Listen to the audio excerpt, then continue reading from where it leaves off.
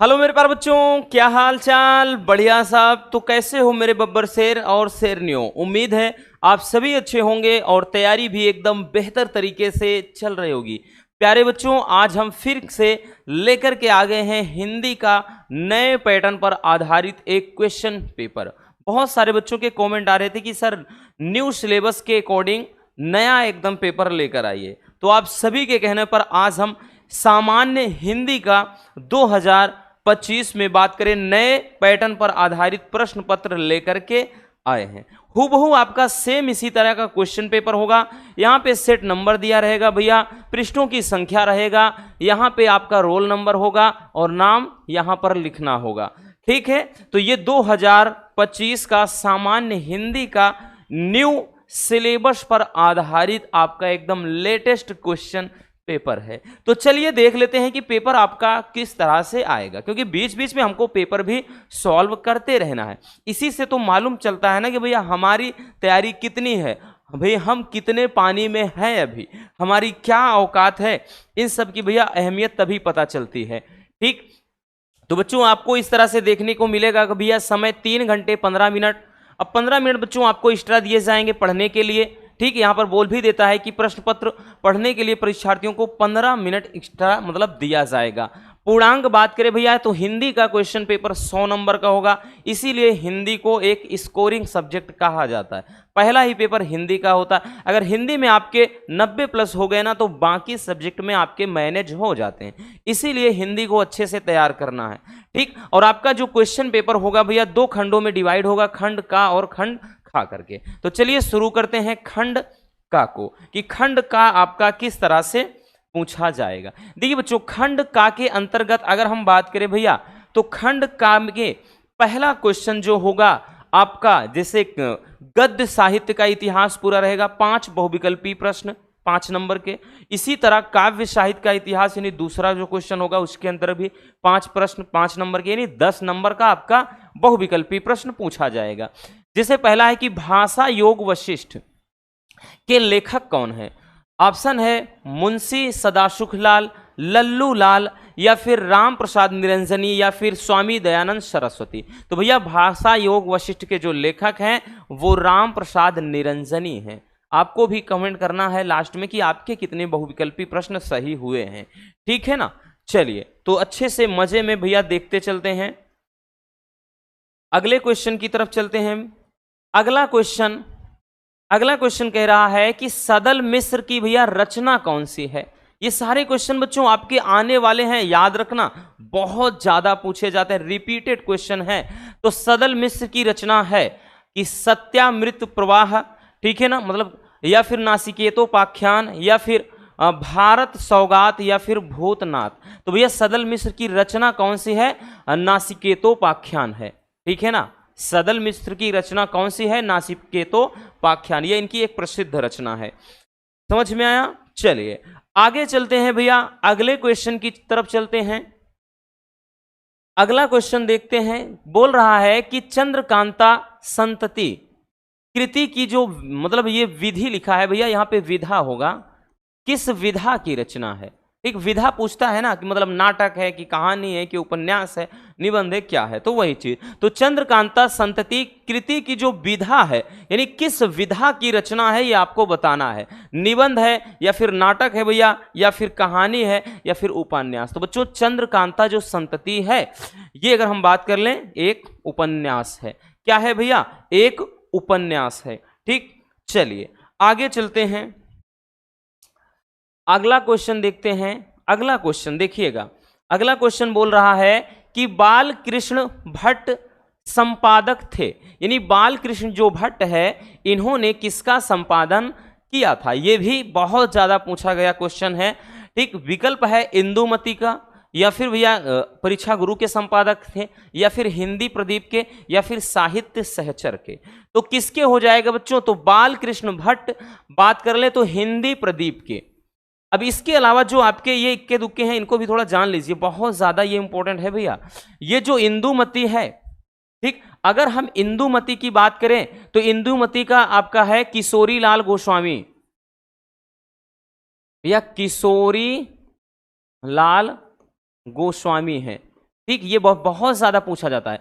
और ये इंदुमती क्या है, ये एक प्रथम कहानी है, ठीक, प्रथम कहानी माना जाता है। परीक्षा गुरु क्या है, प्रथम उपन्यास माना जाता है, किसका है, लाला श्रीनिवास दास, लाला श्रीनिवास दास, श्रीनिवास, लाला श्रीनिवास दास, ठीक है ना, निवास दास ये है, और ये इनका प्रथम उपन्यास है। तो ये बच्चों याद रखना, इससे भैया आपके की तैयारी और भी बेहतर हो जाएगी, तो इनको भी याद रखना। लाला श्रीनिवास दास का उपन्यास परीक्षा गुरु है, और साहित्य सहचर ये हजारी प्रसाद की है भैया, ठीक है ना, हजारी प्रसाद की। तो ये भी बहुत ज्यादा पूछा जाता है, ठीक, तो ये याद रखना। बट भाई हमारा जो आंसर है वो क्या हो जाएगा, हिंदी प्रदीप के संपादक बालकृष्ण भट्ट जी हैं। आई बात समझ में? चलिए चलते हैं नेक्स्ट क्वेश्चन की तरफ। अगला क्वेश्चन देखते हैं रसगुल्लों। अगला क्वेश्चन क्या है, बोल रहा है कि वासुदेव शरण अग्रवाल की रचना कौन सी है। तो अग्रवाल जी की रचना कौन सी है, बाण भट्ट की आत्मकथा होगा ही नहीं, बिल्कुल नहीं। अगला है वागधारा, या फिर साहित्य और समाज, या फिर शेखर एक जीवनी, ये तो अज्ञा जी की है, ठीक। तो भैया वागधारा ये इसका सही विकल्प हो जाएगा, वागधारा। अग्रवाल जी की रचना कौन सी है, वागधारा है, ठीक है ना। चलिए नेक्स्ट क्वेश्चन की तरफ चलते हैं। अब देखिए भैया ये आपके हो गए 5, इसमें 5 हो गए। अब आपका यहां से काव्य साहित्य का इतिहास शुरू होता है, गद्य का खत्म, अब काव्य का शुरू। देखिए कह रहा है कि कितनी नावों में कितनी बार, ये तो एकदम से रटी रटाई है ना, आपको न जाने कितनी बार बताया होगा।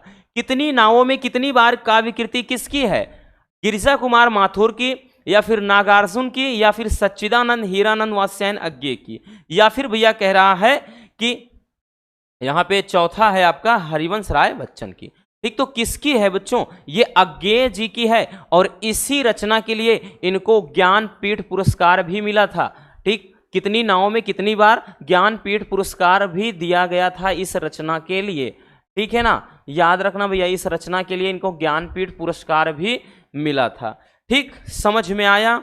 चलिए नेक्स्ट क्वेश्चन की तरफ चलते हैं भैया। अगला प्रश्न है, कह रहा है कि जो दूसरा है छायावाद की प्रमुख विशेषता पूछ रहा है भैया। ये भी देखिए विशेषता से संबंधित भी एक प्रश्न आपका बनता है कि छायावाद की, पहला है प्रकृति का उद्दीपन रूप में वर्ण, या फिर कह रहा है कि मतलब इसका वर्णन यहाँ पे है, वर्ण लिखा है, सौंदर्य एवं प्रेम, या फिर कह रहा है इतिवृत्तात्मकता, या फिर कह रहा है कि श्रृंगारिक भावना का पूर्णता अभाव। अगर हम देखें भैया तो ये क्वेश्चन थोड़ा हमको मतलब अजीब सा लग रहा है, वो इसलिए क्योंकि छायावाद की अगर हम विशेषता की बात करें रसगुल्लों, तो छायावाद में प्रकृति का मानवीकरण भी हुआ, यानी प्रकृति का भी सौंदर्य है, साथ में भैया यहाँ पे सौंदर्य और प्रेम की भी बात कर रहे होता है, ठीक। कहीं ना कहीं ये भी थोड़ा, बट ऊपर वाले दो तो एकदम से हैं, तो इसलिए भैया हमको ये डाउट है, हम आपको ये नहीं बता देंगे कि हाँ यही होगा भैया। हमारे ख्याल से हमने बोला ना कि प्रकृति का भी उसमें वर्णन है, सौंदर्य और प्रेम का भी है, ठीक है। तो ये 2 ऑप्शन हमें लग रहे हैं, ठीक। इसलिए आप लोग बताइएगा, आप लोग कमेंट करिएगा कि भाई आपके क्या बोलते हैं कि आपके नजरिए से, आपके हिसाब से कौन सा इसका विकल्प सही होगा, ठीक। हमने बोल दिया ना कि भाई बोलते हैं ना बच्चों की जो चीज है तो वही होना चाहिए, बिना मतलब का कैसे बता दें कि यही होगा। हाँ इतना जरूर है कि उसमें सौंदर्य की भी बात किया है, और प्रेम का भी जिक्र है, और प्रकृति का भी जिक्र है, तो इस तरह से बोल रहे हैं कि दोनों हमको भैया यहाँ पे ऑप्शन है, तो इसलिए किसी एक को नहीं कह सकते। चलिए आगे चलते हैं, फिलहाल इसको हम और भी अच्छे से देख लेंगे तब आपको बताएंगे, ठीक है ना, एकदम क्लियर बताएंगे कि हाँ कौन सा सही होगा। बाकी आप लोग अगर जानते हैं तो कमेंट करिएगा। अगला है कि भैया दूसरा जो सप्तक है इसका प्रकाशन वर्ष कब है, तो इसको भी न जाने कितनी बार बताया होगा क्वेश्चन, 1943 या फिर 1950 या फिर 1951 या फिर 1956, तो बताने की जरूरत नहीं है कितनी बार, कम से कम ये 2 से 3 बार सेट में ही हमको क्वेश्चन मिल गया है, ठीक है भैया। चलिए आगे चलते हैं बच्चों, ये आपका हो गया तीसरा, और ये चौथा क्वेश्चन कह रहा है कि हिंदी का प्रथम महाकाव्य माना जाता है, किसको माना जाता है भैया, ऑप्शन आपके नीचे हैं। हिंदी का प्रथम महाकाव्य कौन सा है बच्चों, पद्मावत है, रामचरितमानस है, या फिर साकेत है, या फिर बच्चों कह रहा है कि पृथ्वी राज रासो है। तो भैया पृथ्वी राज रासो हिंदी का प्रथम महाकाव्य है। किसकी रचना है? चंद बरदाई की रचना है भैया। ठीक, पृथ्वीराज रासो चंद बरदाई की। ठीक, आई बात समझ में? चलिए नेक्स्ट क्वेश्चन की तरफ चलते हैं। अगला प्रश्न है भैया, कह रहा है कि मैथिली शरण गुप्त की काव्य कृति है निम्नलिखित में से कौन सी है? प्रेमांबु प्रवाह, या फिर त्रिपथगा, या फिर लहर, या फिर बोल रहा है ग्राम्या। तो भैया प्रेमांबु प्रवाह ये क्या है? मैथिली शरण गुप्त जी की रचना है। ठीक है ना, समझ में आया? ये इस तरह से आपके टोटल 5 और 5 10 नंबर के तो शुरू में बहुविकल्पी प्रश्न ही बनेंगे। अब चलते हैं भैया दूसरे, यानी दूसरा हो गया, तीसरे क्वेश्चन की तरफ चलते हैं। अब देखिए तीसरा जो प्रश्न होगा रसगुल्लों, याद रखना, जो तीसरा क्वेश्चन होगा ये मजेदार क्वेश्चन होगा। ठीक, ये आपका एक क्या बोलेगा कि दिए गए गद्यांश पर आधारित निम्नलिखित प्रश्नों के उत्तर दीजिए।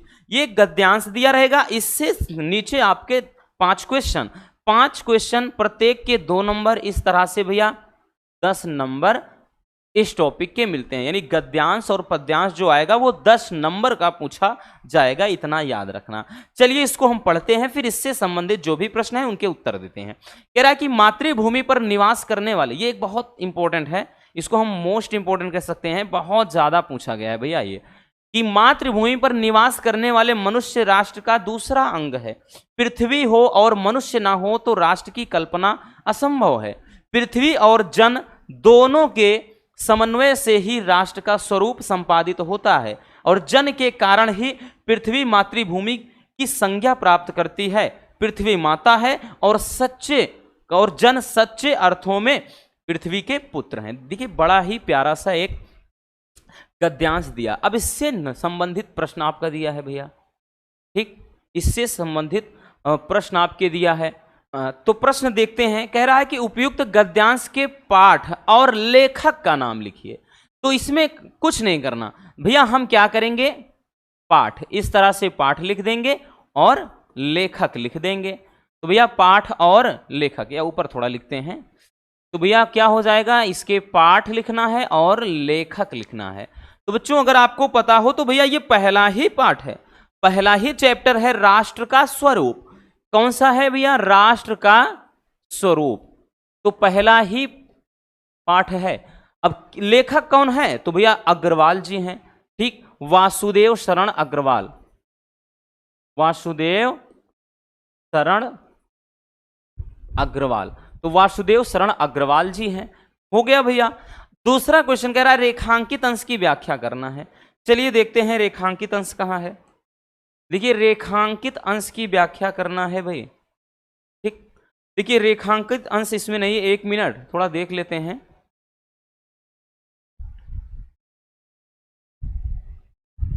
हाँ देखिए भैया इसमें क्या है, रेखांकित अंश यहां पर है। ठीक, कहां गया भाई, ये लास्ट वाली लाइन में, इसमें रेखांकित अंश यही है। ठीक, रेखांकित अंश यही है, इसकी व्याख्या करना है। इसमें भाई भूल गए हैं, नीचे लिखना, मतलब लाइन करना।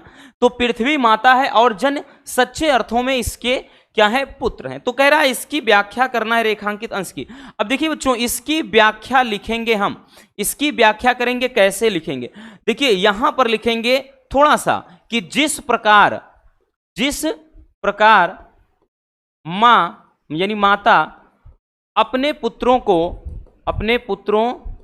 को प्यार व दुलार करती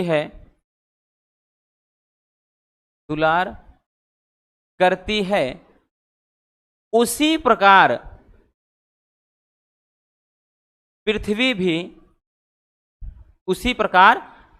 भी क्या है भैया, पृथ्वी भी हमें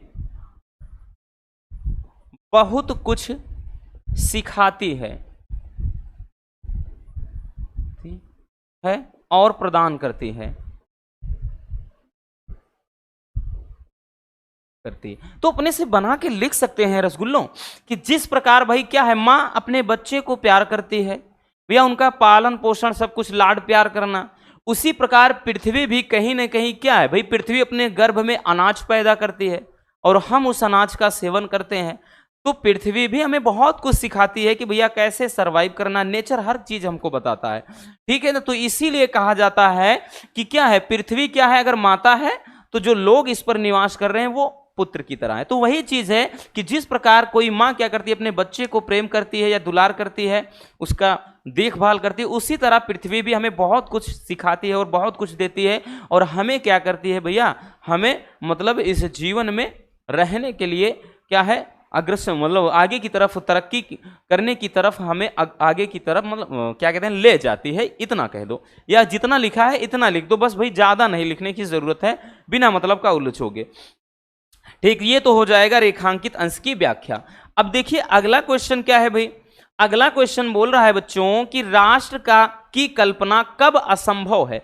अब देखिए इन सब क्वेश्चन में ना इतने आसान होते हैं, कह रहा कि राष्ट्र की जो कल्पना है वो कब असंभव है, जरा देखिए कि राष्ट्र की कल्पना कब असंभव है। तो यहां पर बोल रहा है ना रसगुल्लों, पृथ्वी हो और मनुष्य ना हो तो राष्ट्र की कल्पना असंभव है। लिख दिया कि अगर पृथ्वी हो, अगर इस पर मनुष्य ही ना हो तो राष्ट्र कैसे बनेगा भाई, राष्ट्र का निर्माण होना है तो मनुष्य का रहना जरूरी है। तो इसीलिए भैया पृथ्वी हो और मनुष्य ना हो तो राष्ट्र की कल्पना असंभव है। ठीक हो गया, चलिए आगे चलते हैं, अगला क्वेश्चन देखते हैं भैया। अगला कह रहा है कि पृथ्वी और जन दोनों मिलकर क्या बनाते हैं। तो क्या बनाते हैं रसगुल्लों, चलिए आते हैं भैया, पृथ्वी और जन मिलकर क्या बनाते हैं। तो जरा देखिएगा कि पृथ्वी कहां गया भैया, ये देखिए कि पृथ्वी और जन दोनों समन्वय से, मतलब दोनों के समन्वय से ही राष्ट्र का स्वरूप संपादित होता है। कहने का मतलब जो पृथ्वी है और जन दोनों मिल करके क्या है भैया, राष्ट्र का स्वरूप बनाते हैं या राष्ट्र का स्वरूप संपादित करते हैं। बस सीधी सी बात है बच्चों, आ गया समझ में। चलिए तो भैया ये क्वेश्चन बड़े आसान होते हैं, ये आपको 10 नंबर ठोस है मिलेंगे। नेक्स्ट है कि पृथ्वी कब मातृभूमि की संज्ञा प्राप्त करती है। तो भैया पृथ्वी कब मातृभूमि की संज्ञा प्राप्त करती है बताइएगा। ठीक है, चलिए देखते हैं कब मातृभूमि की संज्ञा प्राप्त करती है। देखिएगा भैया कब प्राप्त करती है कि जन के कारण ही पृथ्वी मातृभूमि को संज्ञा प्राप्त करती है। यानी जन का मतलब लोगों के द्वारा, आप लोगों के द्वारा लिखेंगे भैया, लोगों के कारण ही क्या है, पृथ्वी मातृभूमि की संज्ञा प्राप्त करती है। भाई पृथ्वी पे अगर व्यक्ति रहेंगे तभी वो माँ का दर्जा मिलेगा पृथ्वी को, ठीक, तभी तो वो बच्चों की तरह भैया हमको बहुत कुछ सिखाएंगे। देख रहे हैं इस तरह से, और यहाँ पे घबराना नहीं है भैया, बोर्ड एग्जाम में अथवा में भी करके आपके सामने ऑप्शन आएगा, तो आपकी मर्जी, आप चाहे पहले आगे वाला करो चाहे नीचे वाला। इस तरह से देख सकते हैं यहाँ पर भैया, नीचे भी एक दिया है कि अशोक का वृक्ष जितना ही भी मनोहर हो, जितना भी रहस्यमय हो, जितना भी अलंकार मतलब अलंकारमय हो, परंतु है। ठीक है ना। तो देखिए ये क्या है, किस चैप्टर से है, तो भैया ये है अशोक के फूल, हजारी प्रसाद, ठीक, दूसरे चैप्टर से। तो आप उसको ना लिख करके आप इसको लिख सकते हैं, आपकी मर्जी है, ठीक। तो ये हो जाएगा। अब आ जाता है भैया, जैसे इसमें प्रश्न हो गया ये, अब चौथा क्वेश्चन, जो चौथा क्वेश्चन होगा रसगुल्लों, ये चौथा क्वेश्चन आपका क्या है, पद्यांश होगा। भाई तीसरे में गद्य का दिया रहेगा एक, और यहां पे चौथे में पद्यांश। तो इसमें भी वही सेम लॉजिक है कि दिए गए पद्यांश पर आधारित निम्नलिखित प्रश्नों के उत्तर देना है। इसमें भी पढ़ना है, 5 क्वेश्चन आएगा, प्रत्येक के 2 नंबर, बोले तो 10 नंबर, यानी आपको भैया 10-10 करके 20 नंबर के तो गद्य और पद्य यही 2 हो जाएंगे। ठीक है, चलिए देखते हैं। भाई यहां पे बोल रहा है कि निज जन्म जन्म से सुने जीव यह मेरा, धिक्कार उसे था महास्वार्थ ने घेरा। 100 बार धन्य वह एक लाल की माई, निज जननी ने है जना भरत सा भाई। ठीक है ना, कि पागल सी प्रभु के साथ सभा चिल्लाई, 100 बार धन्य वह एक लाल की माई। तो भैया इसको भी न जाने कितनी बार हमने बता दिया है, ये भी बच्चों मोस्ट इंपॉर्टेंट है, याद रखना रसगुल्लों, ये भी मोस्ट इंपॉर्टेंट, यही चैप्टर में। ये बात करें किस चैप्टर से है, तो ये है आपका मैथिली शरण गुप्त जी का जो चैप्टर है, कैकेयी का अनुताप। ठीक, कैकेयी का अनुताप उस चैप्टर से है बच्चों, और ये बहुत ज्यादा इंपॉर्टेंट है। जैसे क्वेश्चन, अब तो भैया आप इसको कर लोगे, है ना, अब आप इसको कर लोगे। कह रहा है कि पद्यांश का संदर्भ, अब इसमें वही लिखोगे कि प्रस्तुत पद्यांश हमारी पाठ्य पुस्तक सामान्य हिंदी के भैया कैकेयी का अनुताप मतलब अनुताप नामक पाठ से लिया गया है। इसके जो कवि हैं वो या इसके रचयिता कौन है, मैथिली शरण गुप्त जी हैं। तो ये हो गया संदर्भ। फिर रेखांकित अंश की व्याख्या करना है, तो भैया इसमें भी रेखांकित अंश की व्याख्या करना है। एक मिनट देख लेते हैं भैया स्क्रीन पर, इसको भी, इसमें भी भूल गए हैं। हाँ देखिए, रेखांकित अंश की व्याख्या इसमें यहां पर है भैया, ठीक, यहां कि निज, एक मिनट, यहां पर है कि निज जन्म जन्म सुने जीव, यह मेरा धिक्कार उसे था महास्वार्थ ने घेरा।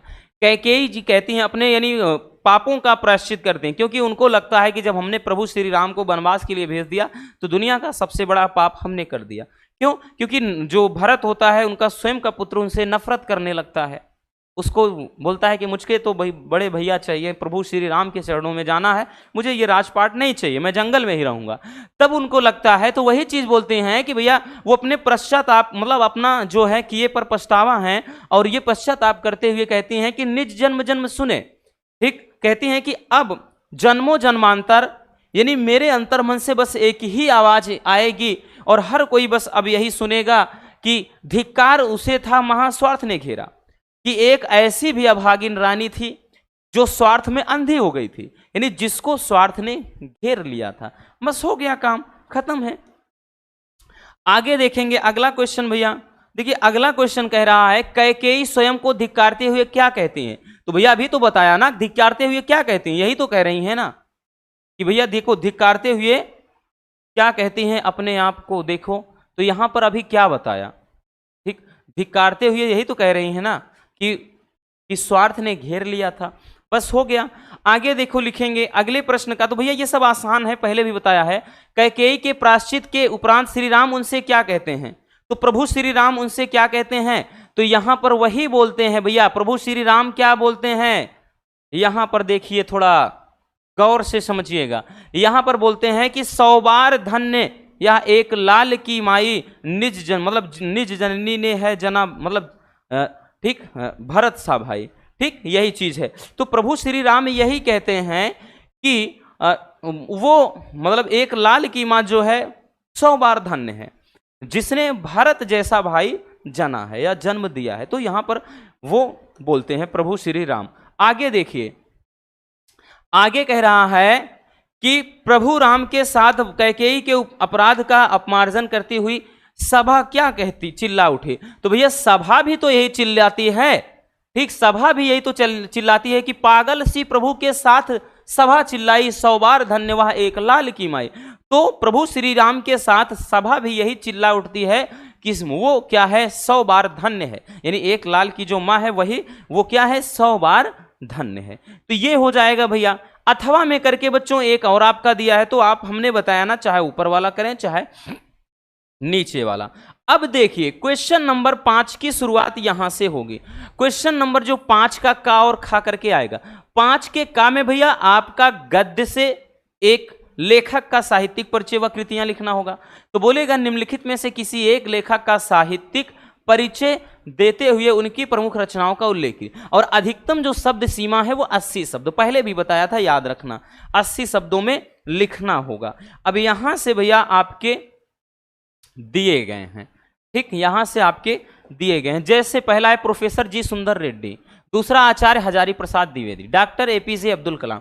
तो हमने देखिए 3 बताया है, 3 के अलावा चौथा आना ही नहीं है, ठीक है। तो भैया आप मान लेते हैं इनका तैयार कर लीजिए, इनका तैयार कर लीजिए, सब बताए तो हैं, 3-3 बताए हैं आपके। ये अग्रवाल जी का बताया है, द्विवेदी जी का बताया है, कलाम जी का बताया, और क्या चाहिए, ठीक है ना। तो इसमें ज्यादा आपको भटकने की जरूरत नहीं है।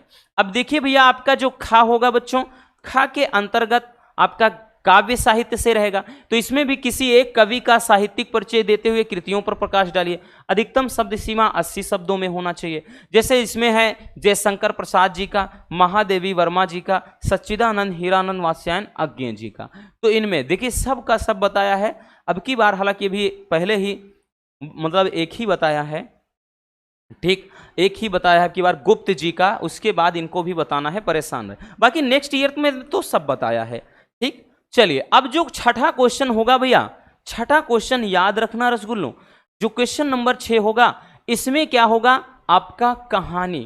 तो तो जैसे दिया है कि ध्रुव यात्रा कहानी के उद्देश्य पर प्रकाश डालिए, अधिकतम शब्द सीमा इसमें भी 80, और सब ये 5-5 नंबर वाले हैं। जैसे ऊपर चला गया आपके जो जीवन परिचय वाला गद्य और पद्य का, वो भी 5-5 नंबर का, और ये भी बच्चों आपका 5 नंबर का आएगा। अथवा में करके जैसे दिया है कि पंचलाइट अथवा बहादुर कहानी का सारांश अपने शब्दों में लिखना है, और ये भी अधिकतम शब्द सीमा 80। तो भैया पंचलाइट का भी बता दिया है, बहादुर का भी बता दिया है, और लाठी का भी बता दिया है। ये 5 नंबरों में पूछा जाएगा। और ये सब एक चीज ध्यान देना, ये 100% वाले टॉपिक हैं भाई, 100%, कोई नहीं रोक सकता आपको यहाँ पे 5 नंबर लेने से, इसलिए इनको एकदम से घोर के पी जाइए, ठीक है ना। चलिए अगला देखते हैं। अब क्वेश्चन नंबर जो 7 होगा, ये 7 होगा खंड का ये लास्ट वाला है कि स्वापठी, इसमें खंड काव्य होगा, इसमें भी शब्द सीमा 80, और ये भी बच्चों 5 नंबर का क्वेश्चन। इसमें कोई एक खंड काव्य का क्या करना है, आंसर देना है। जैसे भाई मुक्ति यज्ञ खंड काव्य की कथा वस्तु लिखना है, अथवा में भैया इसी से संबंधित एक क्वेश्चन और दे दिया है, या फिर बच्चों जैसे भाई त्यागपथी है, इसका कर दीजिए हर्षवर्धन का चरित्र चित्रण, अथवा में इसी का ये वाला कर दीजिए। तो दोनों में कोई एक, आप जहां से हैं वहां पर जो चलता है, ऐसा नहीं कि चाहे जो कर दो, क्योंकि कुछ बच्चों को तो पता ही नहीं होता इसमें करना कौन सा है। तो आप जहां से बिलोंग करते हैं वहां का करना है, ठीक। तो जैसे यहाँ पे भैया सत्य की जीत आ गया, इसके आधार पर दुशानन का चरित्र चित्रण, अथवा में भैया इसके क्या करना है, कथा वस्तु का लिखना है।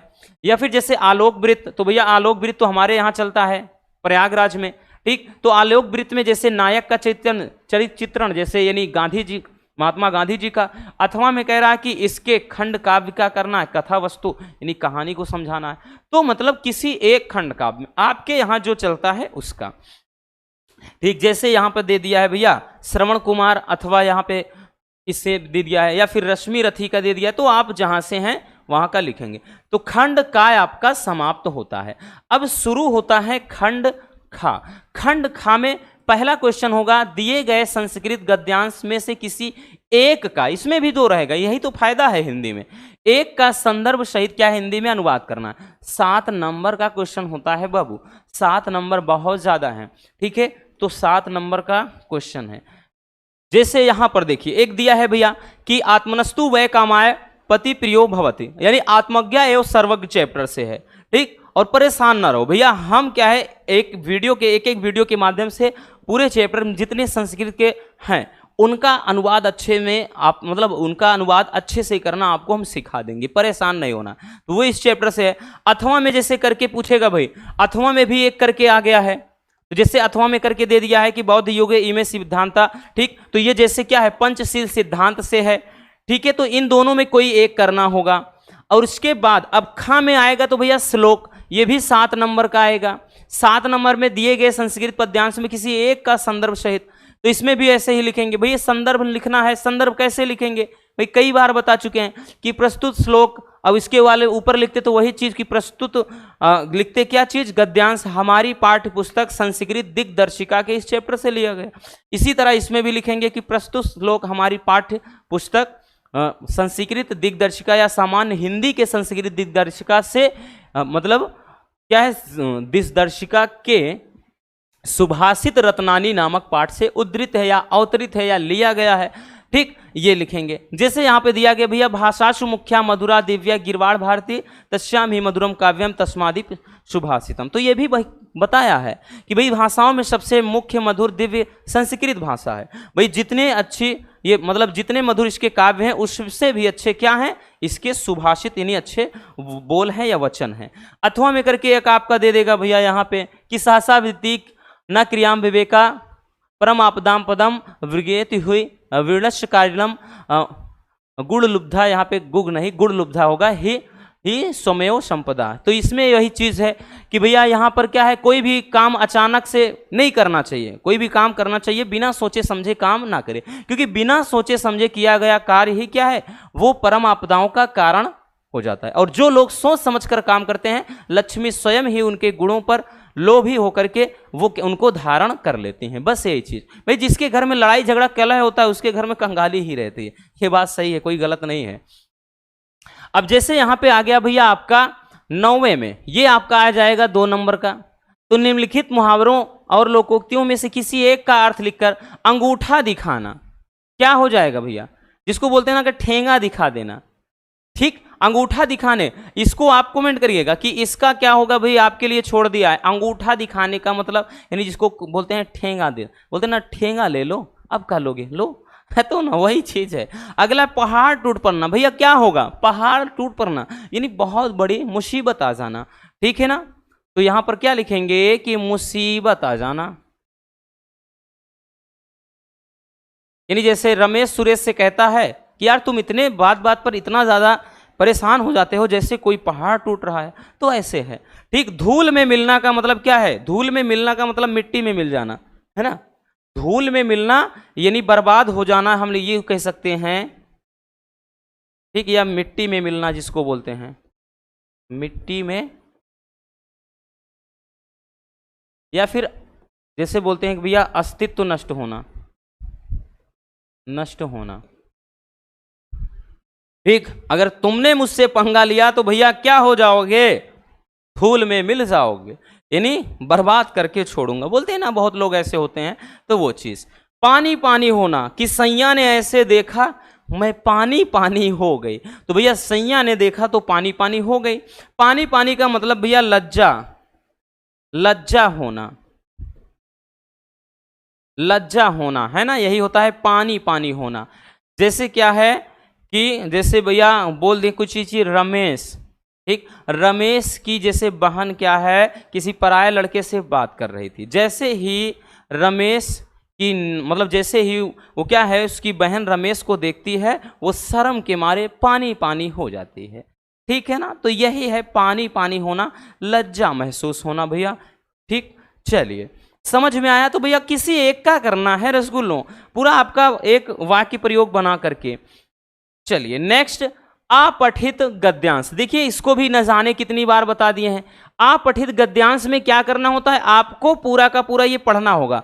पहले पैटर्न अलग था, राजीव में आज भी ये गलती करता है, याद रखना भैया, जो राजीव क्वेश्चन बैंक है ना, राजीव में बच्चों आज भी ये गलती किया है कि वो पुराना ही पैटर्न पूरा दे रहा है, पुराने पैटर्न पे ही दे रहा है वही, अरे नया लाना चाहिए। आज भी वो वही, इसमें संधि विच्छेद, क्वेश्चन नंबर 10 पे आज भी वो संधि विच्छेद और विभक्ति वचन दे रहा है, ये बहुत गलत बात है, उसको हटा देना चाहिए ना, नया पैटर्न लाओ, ठीक। तो जो नहीं जान रहे हैं समझ लें बच्चों कि जो क्वेश्चन नंबर 10 होता है आपका अपठित गद्यांश या पद्यांश देगा, इससे संबंधित आपके 3 क्वेश्चन देगा और ये पूरे 5 नंबर का क्वेश्चन होगा, ठीक है।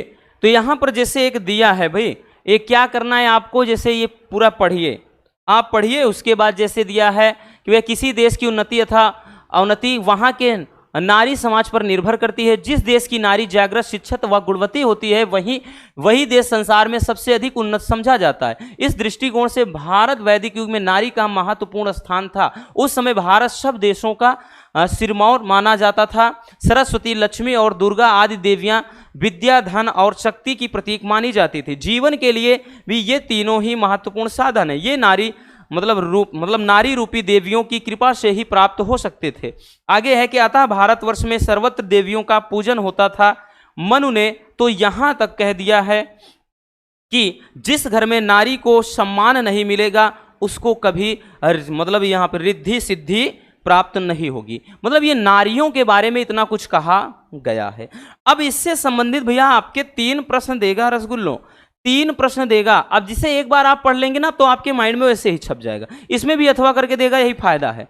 जैसे कह रहा है जीवन के लिए कौन से साधन महत्वपूर्ण बताए गए हैं, तो भैया देखिए आप कुछ नहीं करना रसगुल्लों, आप केवल ध्यान से देखिए कि जीवन के लिए कौन से साधन महत्वपूर्ण बताए गए हैं।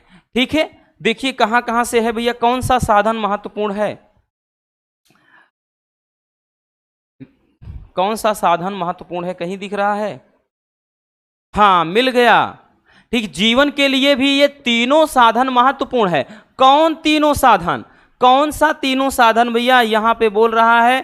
ठीक, ये विद्या, धन और शक्ति, यही तो तीनों साधन महत्वपूर्ण है। नहीं तो ऐसे लिख दिए ये तीनों साधन, अरे कौन तीनों, नाम तो लिखो।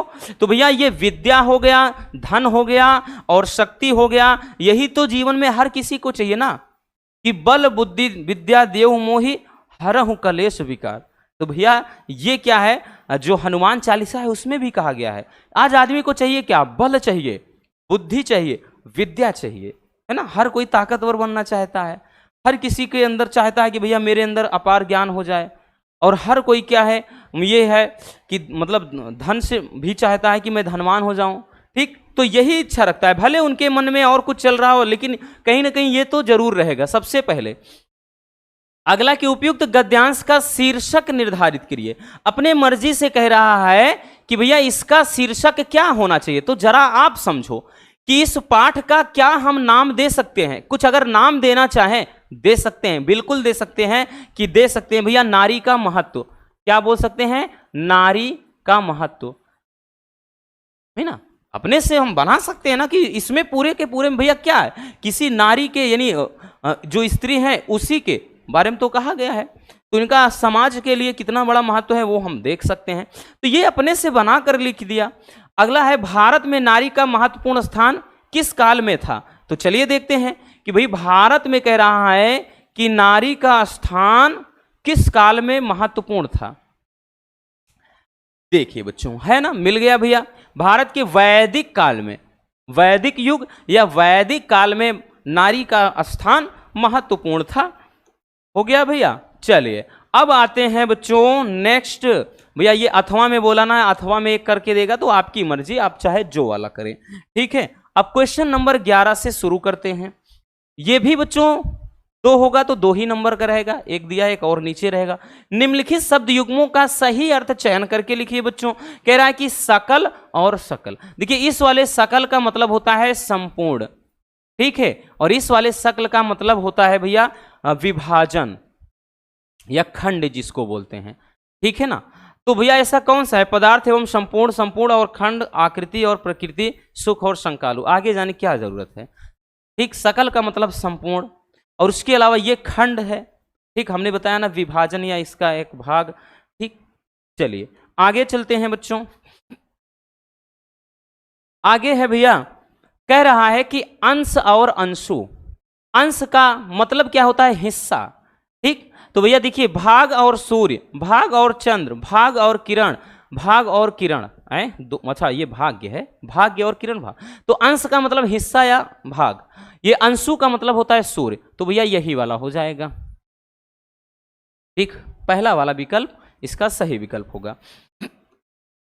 चलिए बच्चों अब देखिए खा में आ जाते हैं। कह रहा निम्नलिखित शब्दों में से किसी एक शब्द के 2 अर्थ लिखना है। जैसे धारा, धारा का मतलब होता है भैया पहला होता है पृथ्वी, और धारा का मतलब गर्भ भी होता है, ठीक, कोख जिसको बोलते हैं, गर्भ। किसी एक के लिखना है, ये भी 2 नंबर का क्वेश्चन रहेगा। तो ये वाले ना फ्री के नंबर होते हैं, ऐसे फटाक फटाक करते चले जाइए, आपको नंबर मिलते चले जाएंगे, इससे आसान कुछ नहीं। मित्र का मतलब क्या होता है भैया, एक तो मित्र का मतलब दोस्त या सखा कह लें। मित्र का मतलब सूर्य भी होता है, इसके अनेकार्थी मतलब सूर्य हो जाएगा, ठीक, या तात भी लिखते हैं, ठीक, तात, ताप नहीं तात। जलज, जलज का मतलब क्या हो जाता है, कमल, कमल हो जाएगा, ठीक है ना। और इसका क्या होना चाहिए भाई, जलज का मतलब एक तो कमल हो जाता है, और कमल के अलावा मतलब इसका शंख भी होता है, ठीक। तो ये ऐसे अनेकार्थी में आपको लिखना होता है, ठीक है ना। किसी एक का, हमने तो तीनों का लिख दिया, बार बार ऐसे आएगा, रिवीजन हो जाएगा, 100 में 100%, इसके बाहर का नहीं आना, ठीक है ना। चलिए भैया आगे चलते हैं बच्चों। अगला कह रहा है रसगुल्लों की निम्नलिखित वाक्यांशों के लिए एक सही मतलब शब्द का चयन करके लिखना है। ये भी 2 नंबर का है, एक एक नंबर का रहेगा। पहला, जिसका कहीं भी अंत ना हो, तो अगड़, अंतिम, अनंत, गढ़। तो भैया जिसका अंत ना हो तो अनंत, ये तो एकदम बच्चों वाला क्वेश्चन है, और वैसे भी ऐसे ही क्वेश्चन बनते हैं, और क्या बनेंगे भैया, इसमें ऐसे ही बनते हैं बच्चों। अगला देखते हैं। अगला देखिए क्या कह रहा है कि जानने की इच्छा रखने वाला, जानने की इच्छा रखने वाले को क्या कहते हैं, जानकार कहते हैं, जिज्ञासु कहते हैं, ज्ञानी कहते हैं, बुद्धिमान। तो भैया जानने की इच्छा रखने वाला जिज्ञासु, जैसे पीने की इच्छा रखने वाला पिपासु, ठीक है। अगला है, कह रहा है कि निम्नलिखित में से किन्हीं दो वाक्यों को शुद्ध करके लिखना है। तो यहां पर किन्हीं दो को, नीचे भी और हैं, तो यहां पर पहले दो हैं तो ये भी 2 नंबर का। जैसे परीक्षा पद्धति बदलना चाहिए, तो इसमें इसका क्या हो जाएगा भैया, हो जाएगा कि परीक्षा पद्धति बदलनी चाहिए, बदलनी चाहिए, बदलना चाहिए नहीं, बदलनी चाहिए। पद्धति ये स्त्रीलिंग कहलाएगा।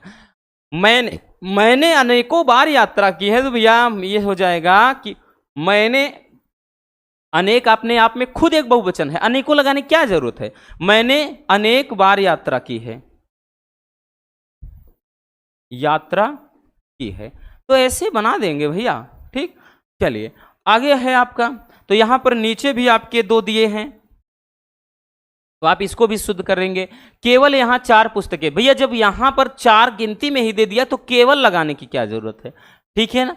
तो यहां पर लिख देंगे यहां 4 पुस्तकें रखी हैं बस। महादेवी वर्मा एक प्रसिद्ध कवित्री हैं, पूरा ठीक ठाक है, लेकिन यहां पर कवित्री गलत लिखा है ना। गलत लिखा है कि सही लिखा है, आप बताना आपके हिसाब से क्या सही लिखा है, क्योंकि बहुत सारे बच्चों के हिसाब से सही लिखा है, हमारे हिसाब से तो गलत लिखा है, आप लोग बताना। ठीक, चलिए वैसे हमारे ख्याल भी से अधिकांश बच्चों के जवाब तो लगभग मिलने वाले हैं।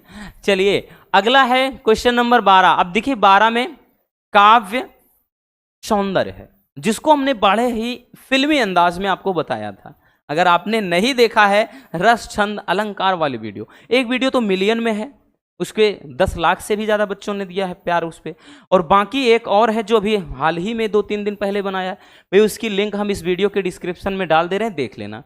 तो श्रृंगार रस अथवा वीर रस का लक्षण और उसका एक उदाहरण लिखना है हमने। बहुत भाई श्रृंगार में है ना कि यहाँ पर है कि भैया जैसे श्रृंगार रस में बहुत सारे हैं कि फूलों सा चेहरा तेरा कलियों से मुस्कान है, तो लिख भी सकते हो, कोई दिक्कत नहीं।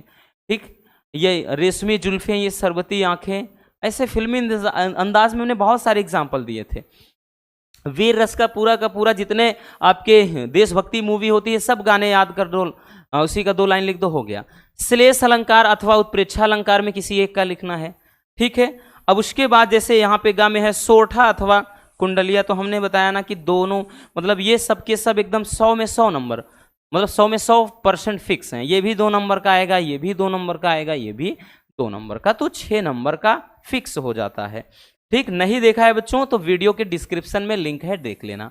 चलिए भैया आगे चलते हैं। देखिए बच्चों यहां पर क्या है, क्वेश्चन नंबर 13 है कि समाचार पत्र में प्रकाशित विज्ञापन के आधार पर लिपिक, देखिए परीक्षा में लिपिक पद हेतु अपनी नियुक्ति, तो क्या करना है, प्रबंधक को एक आवेदन पत्र लिखना है। अगर आपको नहीं पता कैसे लिखना है तो अगर कमेंट करेंगे तो हम 3 के तीनों, इसमें 3 ही पत्र हैं, तीनों एक बार में ही खत्म कर देंगे, ठीक है। अथवा में दे दिया है कि ऋण प्राप्ति हेतु बैंक के शाखा प्रबंधक को लिखना है। 6 नंबर में पूछता है, याद रखना भैया, बहुत ज्यादा होते हैं 6 नंबर, ठीक, थोड़ा लिखना 6 नंबर मिल जाएंगे, तो हम करवा देंगे। 2 से 3 है, एक सफाई के लिए आता है, एक बैंक के शाखा प्रबंधक को, और एक लिपिक, बस यही 3 तो हैं इसमें।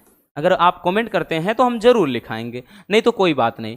अब 14 नंबर क्वेश्चन है भैया, निम्नलिखित विषयों में से किसी एक पर क्या करना है आपको, अपनी भाषा शैली में यानी अपने शब्दों में क्या करना, निबंध लिखना है। भैया टॉपिक कितने नंबर का, 9 नंबर का। पहला राष्ट्रीय एकता, ठीक, वर्तमान समय की अनिवार्य आवश्यकता। दूसरा आतंकवाद की समस्या, कारण और निवारण। अगला है कि पर्यावरण प्रदूषण और इसका निवारण। नेक्स्ट है कि आधुनिक शिक्षा पद्धति यानी नई, जिसको नई शिक्षा नीति बोलते हैं, इसकी दिशा और दशा। तो ये आपको भैया दिए रहेंगे 4, किसी किसी में तो 5 दे देते हैं, 5 टॉपिक, तो किसी एक पर क्या करना है आपको, निबंध लिखना है, ठीक। तो ये हो जाता है आपका हिंदी का पूरा कंप्लीट क्वेश्चन पेपर। उम्मीद है आपको अच्छे से समझ में आ गया होगा कि किस तरीके से 2025 के अंदर हमारा पेपर आने वाला है और हमारी कितनी तैयारी है। अगर वीडियो पसंद आई हो तो प्यार से लाइक जरूर कर देना, नए हैं तो चैनल को सब्सक्राइब जरूर कर लीजिए। मिलते हैं किसी और शानदार टॉपिक के साथ। Love you, bye bye, take care. हाँ, एक प्यारा सा कमेंट बॉक्स में छोड़ दीजिएगा।